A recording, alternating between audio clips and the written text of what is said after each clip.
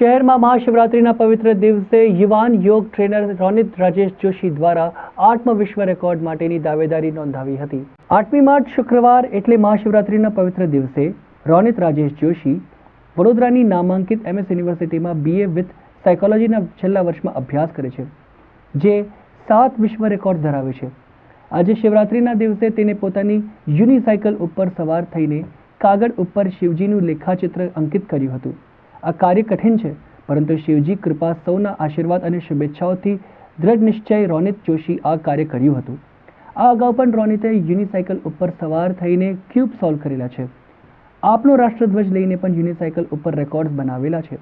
આ કાર્ય વધુ ધ્યાન કેન્દ્રિત કરીને કરવાનું છે।